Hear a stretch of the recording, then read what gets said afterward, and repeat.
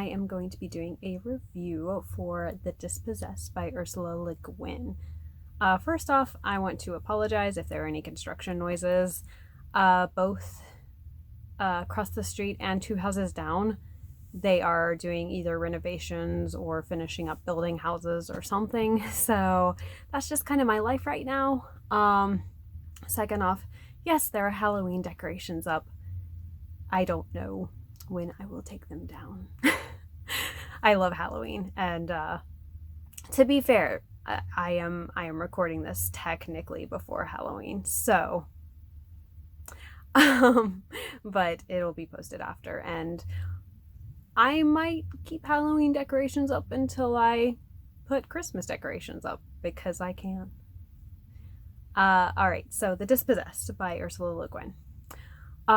Ursula Guin is mostly known for the Earthsea Cycles, which is her young adult fantasy series, but not really young adult. The first 3 books are young adult, and then the rest of the books are kind of more adult aiming, which is fun because it means you can kind of grow up with the series if you want to.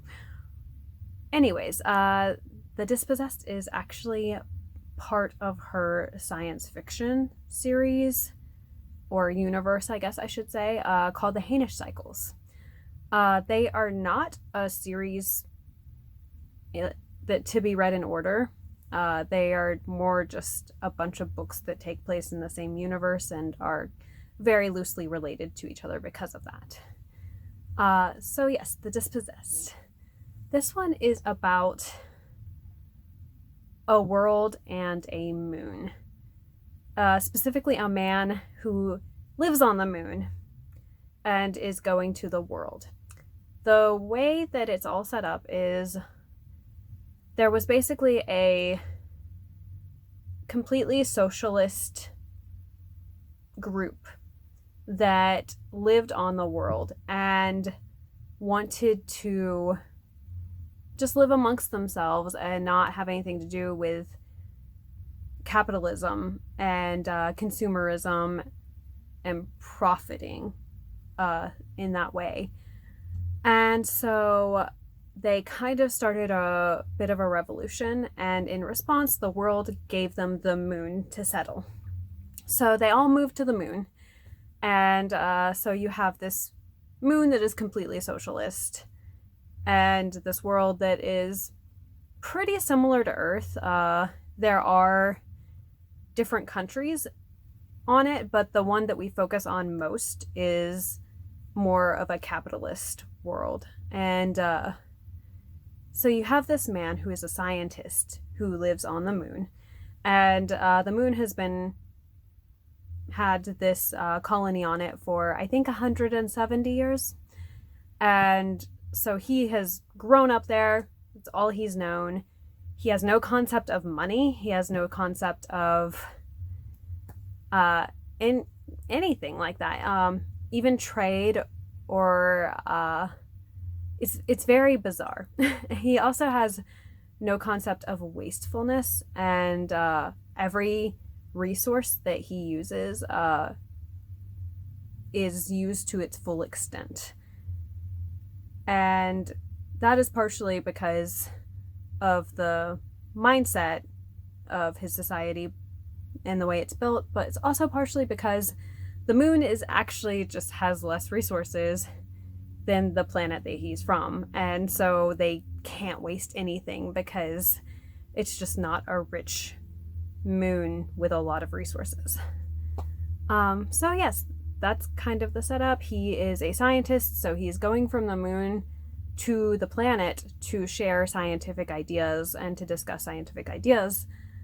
It's kind of a taboo because whenever the people left for the moon, they left the world behind, so to speak. And while there is a little bit of trade going on between them, just because the moon has no resources,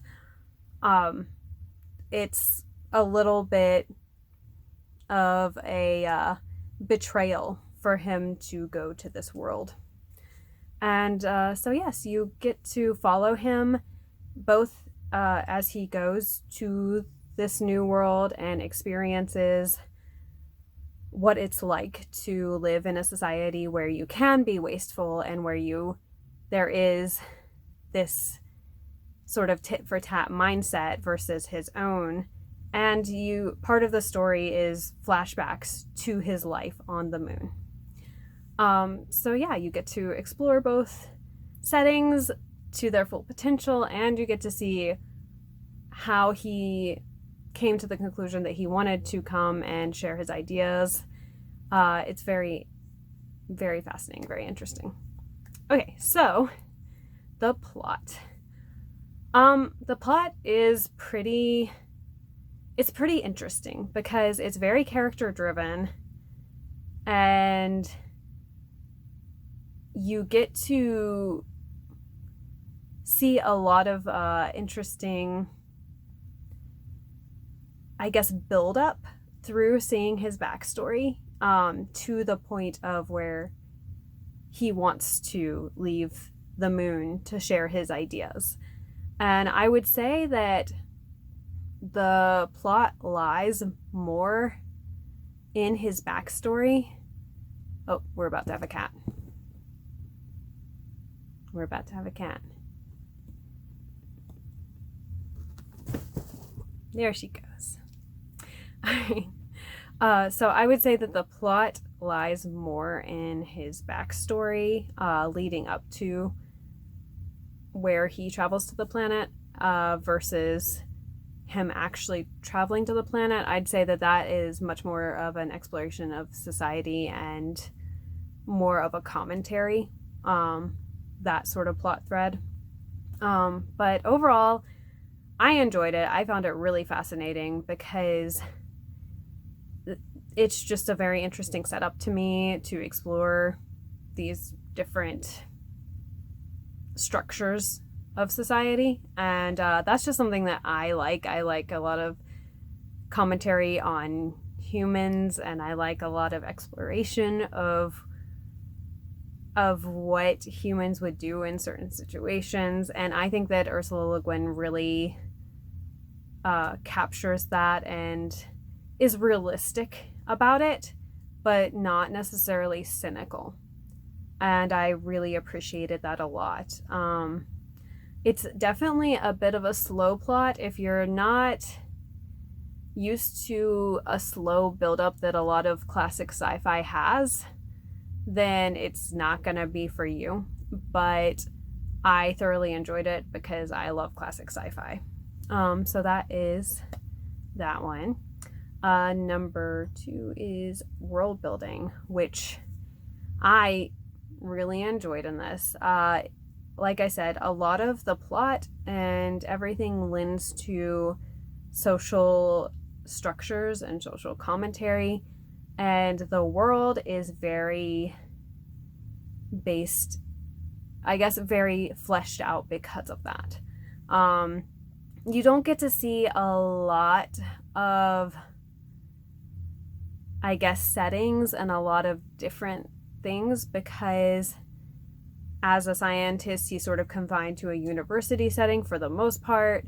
But you do get to hear about different countries and that sort of thing on the world, as well as thoroughly explore the moon through his eyes. And I really enjoyed the world building in this. I think it was very well done because there are references to several parts of the world, as well as some references to the universe outside of it. And so even though you don't get to see a lot of it, you know that it's really big and you know that there's this entire universe, even though you're not necessarily seeing all of it.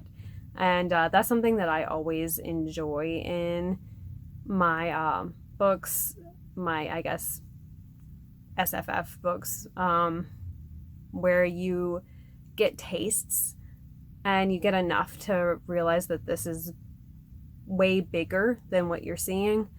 And Ursula Le Guin does an amazing job at displaying that without it being like, oh yeah, look over there, see, there's another planet, there's another thing, look, I'm making the world big. Like, it's very natural and very interesting.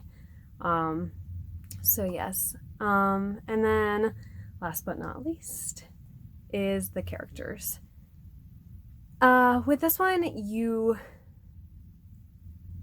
it's a very interesting one because the main character has a mindset completely different from me as the reader. As an American in 2020, living in a capitalist world, it is the main character is not like that at all, and it's very interesting to see his confusion about concepts that are very natural to me and very ingrained in my lifestyle. And I found that really interesting.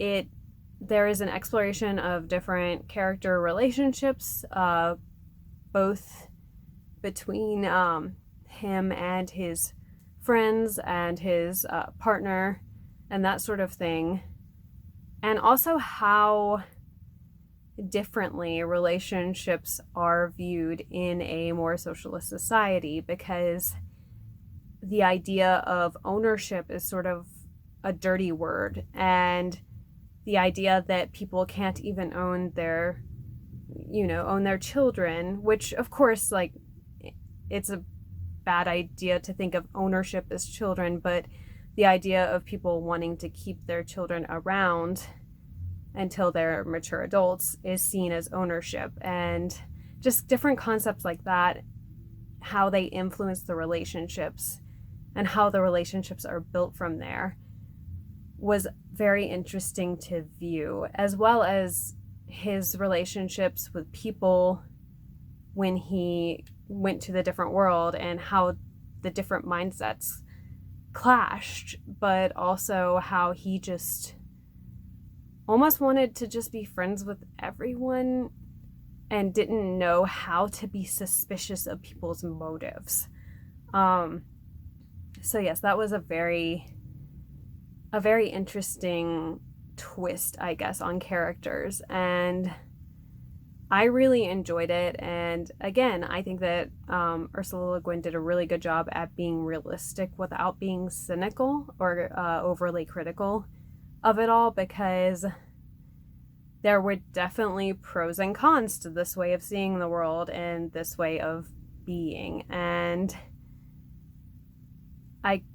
being open to those flaws while also writing this character as being likable was very well executed, in my opinion. There really is only the main character that's fleshed out, but the way that the story is written, it works very well, in my opinion. So yeah, that is The Dispossessed by Ursula Le Guin. I really loved this book. Obviously, I love Ursula Le Guin. I think that she's a wonderful author, and I recommend this to anyone who is interested in dystopian stories, because it is a little bit of a dystopian. It's just dystopian in space, and it has a lot of interesting social commentary, and it's definitely a classic sci-fi. I really enjoy it, and I hope this review was helpful to you, and I will see you around.